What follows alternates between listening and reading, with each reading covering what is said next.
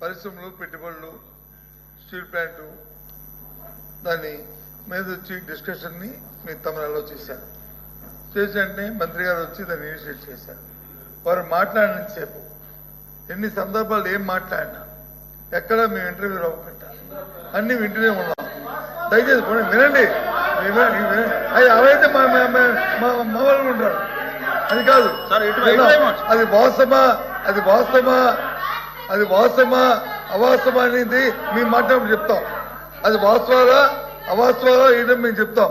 కానీ మా సభ్యురాలు మాట్లాడినప్పుడు ఆవిడేమి కొత్తగా ఏమి కోట్ చేసి మాట్లాడలే. మీరు చెప్పిన మాటలనే చెప్పారు.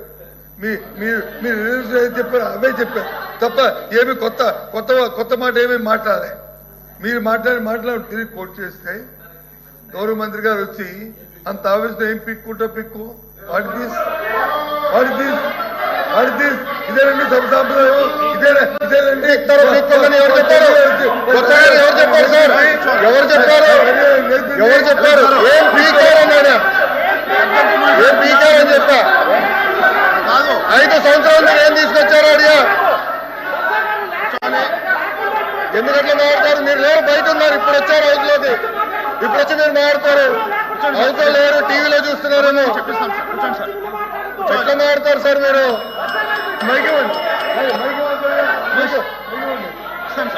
తప్పు కదండి.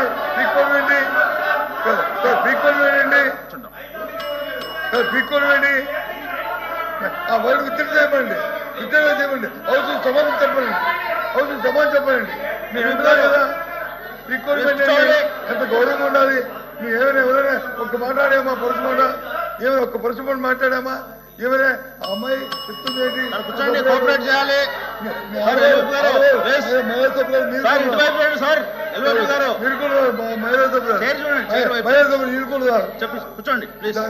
వినండి. చెప్పండి. మీరేంటి ఆవిడ ఆవేదన ఏంటి? మీ వాళ్ళు కూర్చోబెట్టండి ప్లీజ్. ఎల్ఓపి గారు మీకు అవకాశం ఇస్తాము. మీ వాళ్ళందరూ కూర్చోబెట్టండి. కూర్చోండి. ఇప్పటికే 2:30 అయింది. ఇంకా 10 మంది మాట్లాడాల్సి అందుకే చెప్తుంది. ప్లీజ్ మీకు అవకాశం మేము రిక్వెస్ట్ కూడా చెప్తున్నాము. ఎందుకంత ఆవేశం ఏంటి? భాష మీద పొట్టుండాలి, ఆవేశం ఉండకూడదు. అధ్యక్ష ఆవిడ ఆవేదన ఏంటంటే మీరు తీర్మానం పెట్టారు. తీర్మానాన్ని అందరూ ఆమోదించాలని చెప్పారు. ఎస్, ఆ తీర్మానంలో ఒక మాట ఉంటే ఆవిడంత ఆవేదన చెందేది కాదు. ఏది? ఆ డిస్ట్రిబ్యూషన్ ని ఏదైతే పెట్టారో దాన్ని తొలగిస్తున్నాం పూర్తిగా అనే మాట ఉంటే ఆ మాట లేదు. ఆ మాట ఉందో చెప్పండి. ఆ తీర్మానంలో ఆ మాట ఉందో చెప్పండి. ఆ మాట ఏముంది? అందుకని దయచేసి ఇప్పటికైనా ఇంకా మీరు మాట్లాడేది మళ్ళీ మేము మాట్లాడాలని మేము చెప్పిన ఈ రాష్ట్రంలో ఏ ప్రయోజనం చెప్తాము. ఒక నిమిషం చెప్పండి.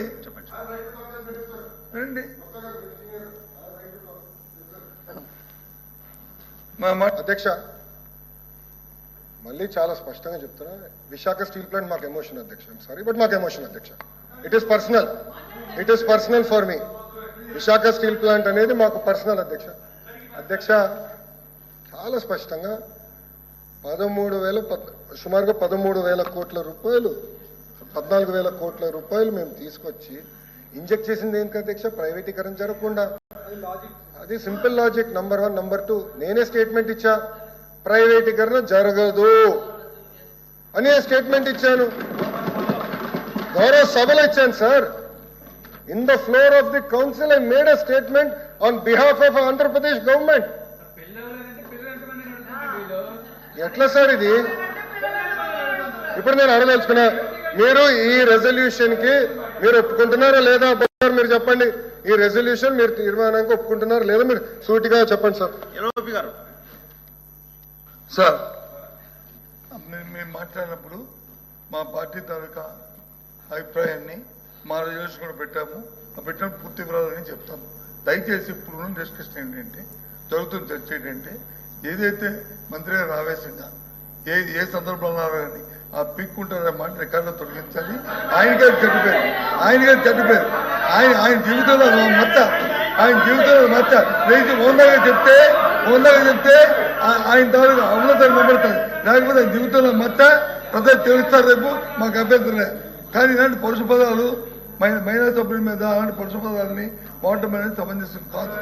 అది సభా సంప్రదాయం కాదు, అది సభా సంప్రదాయం కాదు. చెప్పండి మంత్రి గారు. వత్స గారు మీరు మంత్రిగా ఉన్నప్పుడు శాసనసభ సాక్షిగా మా అమ్మని అవమానించినప్పుడు మీరు ఏం చేశారు సార్? మా తల్లిని అవమానించినప్పుడు ఏం చేశారు అంటున్నా? మీరు మారుతారా? మహిళల గురించి మీరు మారుతారా? నేను కళ్యాణి గారు అన్నాను. నాకు మహిళలు గౌరవిస్తాను మా అమ్మ నాకు నేర్పించింది సార్. మీ నాయకుడికి నేర్పించలేదేమో, నాకు నేర్పించారు. మహిళలు ఎట్లా గౌరవించాలో నాకు తెలుసు సార్. శాసనసభ సాక్షిగా మా తల్లిని అవమానించారు. కావాలంటే video will play it now.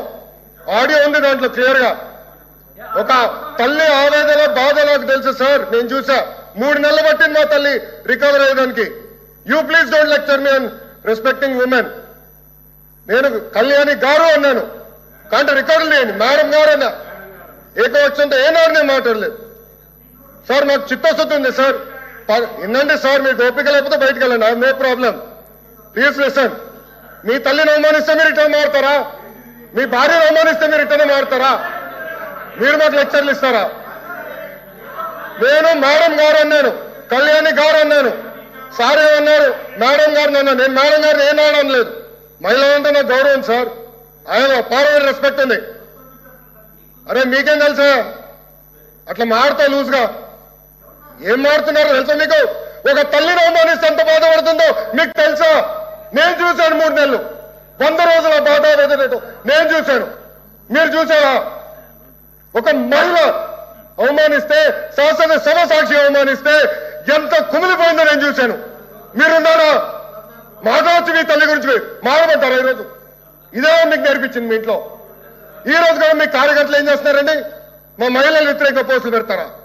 మా మహిళలకి ఇచ్చి వచ్చే విధంగా పోస్టు పెడతారా? పొరపాటున మా ఒక్క కార్యకర్త భారతిరెడ్డి గారి వ్యతిరేకంగా పోస్ట్ పెడితే జైలుకు పంపించిన ఘనత తెలుగుదేశం పార్టీది. అది మాకున్న చిత్తశుద్ధి, మీలో కాదు. మహిళలు తిడితే ఆనందపడితే వ్యక్తులు మేము కానే కాదు. ఆ రోజు మంత్రిగా ఉన్నాడు ఈయన, నుంచిన ఆ రోజు చెప్పాల్సి. సార్ వీడియో నా దగ్గర ఉంది, ఐఎమ్ రెడీ, డిబేట్ చేద్దాం. అరే చైర్మన్ గారి టేబుల్ పైకి వెళ్ళారు సార్, మీరు మారుతారు. ఇదే టేబుల్ మీద నుంచున్నాడు ఒక మంత్రి ఈయన ఆయన కూర్చుంటున్న టేబుల్ మీద నుంచున్నాడు. కావాలంటే పర్మిషన్ ఇవ్వమని చేయాలి, విశ్వాసం చూపిద్దాం. మీరు గౌరవం గురించి మాట్లాడతారు మా పైన. మహిళలు నేను అవమానించానంటారు. మీరు ఏమిన్నారో నా దేవుడికే తెలియాలా. నేను చాలా క్లారిటీగా చెప్పాను, మహిళలు అంటే నాకు గౌరవం, ఏదంటే అది మాట్లాడడానికి నేను లేదు. నేను సూటిగా మిమ్మల్ని ప్రశ్నిస్తున్నా. మీరు రెజల్యూషన్కి కేంద్రంలో ఉన్న నరేంద్ర మోడీ గారికి పెట్టిన రెజల్యూషన్, ఆయన థ్యాంక్ యూ చెప్తున్నా, పెట్టిన రెజల్యూషన్ ఆమోదిస్తున్నారు లేదా మీరు చెప్పండి. ఎల్ఓపి గారు ప్లీజ్. అధ్యక్ష, మంత్రి గారు మాట్లాడిన దాంట్లో మేము అడిగిన ఇక్కడ జరుగుతున్న చర్చ ఏంటి? వారు వచ్చి వాళ్ళ తల్లి గారిని మాట్లాడిన మాటల్ని ఎవరు కూడా సభ్యసమం ఎవరు కూడా అంగీకరించరు. దాన్ని సమర్థించే సమస్య లేదు. ఇప్పుడే కాదు ఆ రోజు కూడా చెప్పాం, మళ్ళీ చెప్తున్నాం. ఏ తల్లిదైనా సరే ఎవరు నిందించినా దాన్ని సమర్థించే సమస్య లేదు, ఆమోదించే సమస్య లేదు. అంత గీతలు నేను మనుషులు కాదు మేము. కానీ 15 సార్లు ఆ మాటను చెప్పుకొని అనవసరంగా ఆ తల్లిని కించపరచడం భావ్యం కాదని నేను సభాముఖంగా చెప్తాను. 10 సార్లు చెప్తున్నాను. దయచేసి దీని ఇంతతో విరమించుకోండి. ఆ మాటను వచ్చి మీరు 10 సార్లు తీసుకొచ్చి దాన్ని రాజకీయాల కోసం ఆలోచించి డిస్కస్ చేయడం అనేది సమంజసం కాదు. మీ ద్వారా నేను నమస్కరిస్తాను. తప్పది, తప్పది. అధ్యక్ష వినండి ఎవరు లేరు అధ్యక్ష. ఒక కొడుకు ఆవేదన, అది ఒక తల్లిని సభ మధ్యలో ఇది ఇప్పుడు ఈవేళ షార్ట్ డిస్కషన్ ఏంటి? మీరందరూ మాట్లాడేది ఏంటి? జరిగేది షార్ట్ డిస్కషన్ ఏంటి? సబ్జెక్ట్ ఏంటి? నా అమ్మా కూర్చో. ఎల్ఓపి గారు జరిగిన విషయం చెప్తాను. ఇప్పుడు మంత్రి గారు అడిగారు, కూర్చోమ్మా, ఇబ్బంది కదా చెప్పు సార్. చెప్పరు. మీరు మాట్లాడి కూర్చుంటాను. మాట్లాడైతే మీరు మాట్లాడితే మనం కూర్చుంటాను.